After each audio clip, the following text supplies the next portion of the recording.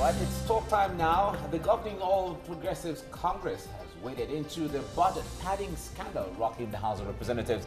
It summoned the lawmaker in the eye of the storm, Abdulmumin Jibrin, the former chairman of the House Committee on Appropriation.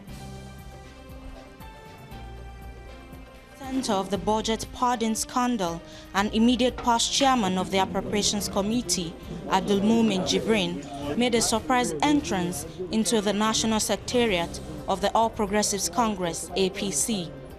The embattled lawmaker, decked in a white brocade with cap to match, entered the party secretariat in company of a team of lawyers at about 2 p.m. local time and made straight for the office of the National Deputy Chairman, Lawal Shuaibu. He was received by the NWC, led by the party's National Secretary, Maimala Buni, National Treasurer and National Vice Chairman, Inuwa Abdul Kadir, and they went into a meeting that lasted about 5 hours. The party clarified reports making the rounds, denying that the invitation extended to the lawmaker was to discipline him. What we did was actually, we heard from him. We earlier heard from the speaker. I want to say that what we discussed, honestly speaking, was to get a better brief because we have to be carried along. They are our members. We should know from them directly what is really going on so that we could see if there is a way we can handle the situation without necessarily making it a town square dance. We will continue to discuss and engage ourselves. I will continue to honor the invitation of the party and respect the party, and I'm sure that whatever it is, you will know in due course. The party leadership says it will bring the concerned persons together and resolve the issues between them. We are not done with them. We sat with them, the speaker. We've just finished sitting with him, and we'll continue to sit with them. The speaker probably next, and then if the need arises, we'll call him also. We'll sit until we get to a stage where we can sit with both of them on the same table. I think that's the only thing I can tell gentlemen, please. After the meeting, Abdulmumin Jibrin declined answering further questions. Sir, please, you can talk to us. You talked to a few people up there. Now you are being sponsored. This is the latest development in the political and media war between the Speaker, Yakubu Dogara, and former chairman of the Appropriation, Abdulmumin Jibrin, over alleged manipulation of figures in the 2016 Appropriation Bill.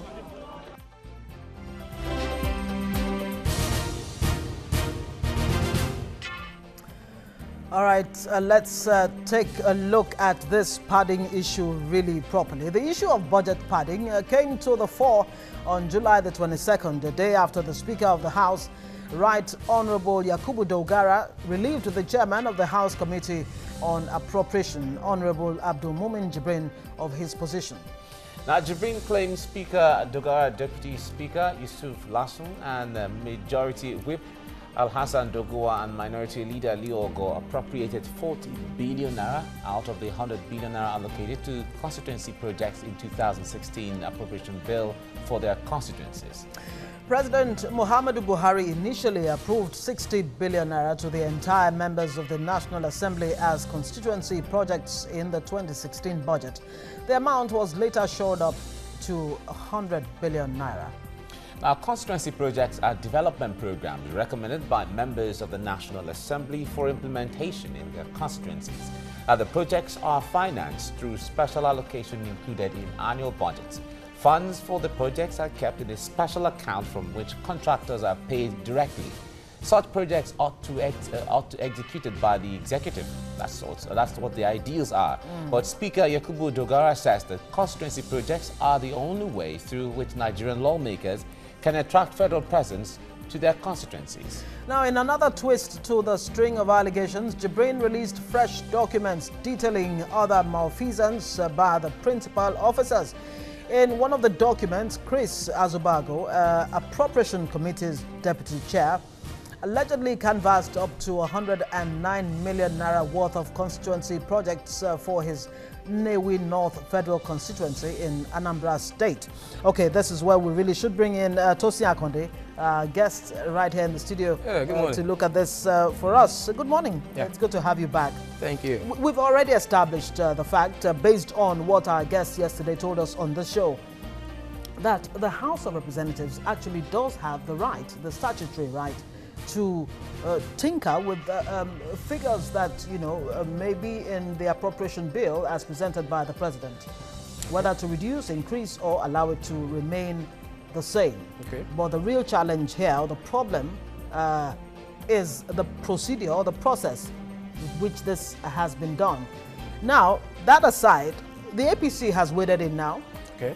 And it's chiding Abdul Mumin Jibrin for making this some kind of circus instead of, allowing the matter to be settled within as a family affair. Is this a case that should be handled in such a way? Well, you have raised two questions, two issues. The first one is the position canvassed yesterday that, yeah, they have the statutory right to tinker with the figures, but not with a criminal intent. So what we are looking at now is that statutory right with or padded with criminal intent. And so they must, have the field day in the courts. Now, the second take is on the issue of party intervention. Delay, they say, defeats equities. What has the party been doing since July 22nd? July 22nd to now, or to yesterday, is not 24 hours. It's more than a week. In a climb where there is seriousness and, clarity of purpose, the party ought to have waited it earlier, much earlier before now. So why are they now just talking? And then to the effect of blame, I was listening to that report and I watched the deputy chairman for the North when he was saying that they met with the speaker. I don't know if the first meeting or the initial meeting with the speaker was made subject to media issue, subject to the media. But now we are seeing this one, it's in the media, everybody is saying that, oh, they actually invited Jibrin. So the issue is, look, this thing is criminal. Let these people have their field day in courts. He has said, the speaker has said, no, I didn't do this, and so on and so forth. But Jibrin is saying whether he said it after he has been removed or not is immaterial. And then another issue I want Nigerians to be advert Nigerians to is the fact that this man came openly and said he actually resigned. But the speaker claimed it. Sometimes some of these people can be very clever. I've worked up close with them for 8 good years in the National Assembly, so I understand the language and the mood of the House. So he said he was not supposed to be sacked. He ought to have been advertised that, look, I resigned. But that is immaterial. What is most important for the average Nigerian out there watching us is justice has to be seen, to be done. All right. Now, you agreed earlier that certainly the National Assembly has the right to tinker or manipulate or review. No, not to manipulate. Okay, fine. Or amend.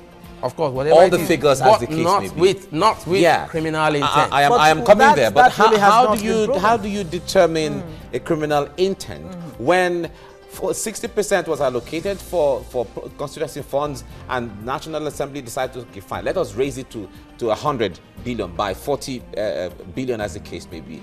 At what point is the criminal intent, and how do you determine criminal intent in this case? I was listening to one of them, on one of the TV stations about few days ago, 3 or 4, 5 days ago, and he made a very vivid explanation of how this thing goes, how it happens, and that padding has been going on for many years. The first issue he raised, which was of serious concern to me, was that initially the whole House, the whole 360 members of the House, gets to be aware that this is how much you are investing in this one. Each item list is covered and made to the understanding that this is the figures we are expending. And then it gets to the presidency, it comes back to them. It is at that stage that the committees and the House Speaker and the principal officers decide to do whatever they want to do.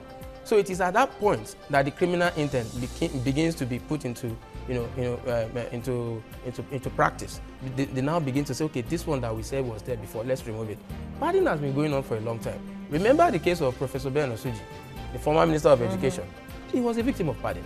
Remember the case of Dr. Nike Grange or whatever. Grange, yes. These are the things that we've been talking about. So it's criminal because they would have told the whole house that we are spending 5 naira. It goes to the presidency, and then in the process of tinkering, that is at that point of tinkering that the criminality gets wrapped up with it. But there are people who are still saying, look, why has it taken so long for Abdul Mumin Jibrin to come out and make this claim? That is immaterial. And he's saying that the EFCC and the other anti-corruption agencies should actually just go out, all out, and arrest Dogara. That's why I said. Is it in his place to ask that whatever that should be he done? has said, he's entitled to his personal opinion, as guaranteed in Section 39 of our Constitution as amended. What I am saying is that in sane climes, where normalcy reigns, where intelligence, where common sense reigns, the day after this thing was blown, the day after the whistle blowing, the appropriate agencies of government ought to have waded in. But maybe he wouldn't even have had the time to start saying, in my opinion, he should have been arrested, he should have been, because he himself Can you is really subject call to arrest. this whistle blowing? Oh, well, it is. Is it whistle what it is? blowing ought Why not has to be it done taken only this by long? a neutral party. Why did it happen after he was removed as appropriation committee chairman? Whistleblowing is not necessarily tied to a neutral party. Whistleblowing is raising alarm. Anybody can raise alarm. At what point? The guilt, at whatever point the alarm is raised. What we are saying is that now we know, listen, I want Nigerians to understand something. The courts are not Father Christmas. They will not give you don't ask for until a matter is brought to the courts. The judge ought not and should not at any point in time descend into the arena. So that's why I'm saying if the police, the EFCC had decided to move in, he knows he's going to.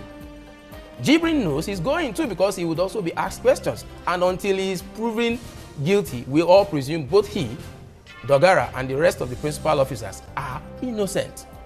So we shouldn't be talking, we shouldn't make it convert into a media trial. Let the appropriate government agent, for instance, you don't have the right to go arrest him and arraign him in court. Let those who are, saddled with that statutory responsibility begin to do it as at July 22. By July 24, 25th, we should have been hearing what is happening from the courts. We should make Nigeria a great country, not just in words, but in deeds. In other crimes, certain persons would have voluntarily resigned. Okay, let's go to the specifications of the Constitution. I've always asked this question. The three arms of government are meant to have checks and balances, watching each other as to how are you doing what you're doing. That's right. Does it conform to the Constitution and all of that? That's right. Now, the judiciary that interprets the Constitution is there, who knows that issues of constituency funds or constituency projects are not necessarily in the Constitution. Okay. And the issue of implementing projects are the prerogative of the executive. That's right. We have not heard the judiciary coming to tell the legislature issues of constituency projects are illegal. Mike, I said less than a minute ago that the courts are not Father Christmas. Nigerians should understand how we operate. The language of the law is simple. We don't wade in until it is brought before the courts. Then and only then can the judge adjudicate. Then God bless you for bringing the issue of separateness of. You see, democratic tenets are about three basic democratic tenets as we received it from the West, from the English people. The rule of law by A.V. Dicey, separation of powers, and the other one, checks and balances. Now that's why in exercising the appropriate check and balance, look at the word, checks and balances. It doesn't connote checks and opposition. It's even supposed to strengthen you. It's supposed to, to make you more solid. Unfortunately, the legislature seems to be, having a conflict with that. And that's why I've been talking about the only check against them, the only check upon them is Section 69 and Section 110 of the Nigerian Constitution. That is the recall clause. Until that clause is made workable, at the moment it is cumbersome. Until it is made workable, there is a lot of technical, obstacles. And we all know that even to the Supreme Court level, judges have frowned at making technicalities to defeat the substance and the intent of the law. So very briefly, will our democracy be better at the end of the day with all of this that's going on? Oh, well, let's see how it will strengthen it, because I just hope the APC wouldn't make it a family affair like the PDP used to say in the days of yore. All right, Tosin Akode, thank you so much. It's a pleasure. For joining us, a lawyer himself.